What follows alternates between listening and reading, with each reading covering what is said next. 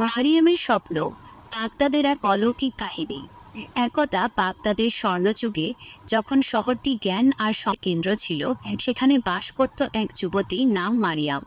মারিয়াম ছিল অত্যন্ত ধার্মিক, দয়ালু এবং তার হৃদয় ছিল আল্লাহর প্রতি কৃতজ্ঞতায় পূর্ণ। সে ছিল একজন দক্ষ সূচিকর্মী, যার হাতের বুননে ফুটে উঠত ফুল, পাখি আর কোরআনের আয়াত। তার বাবা ছিলেন একজন সাধারণ ব্যবসায়ী, যিনি হালাল রুজির সন্ধানে কঠোর পরিশ্রম করতেন। বাগদাদের শাসক ছিলেন খলিফা হারুন আল রশিদ।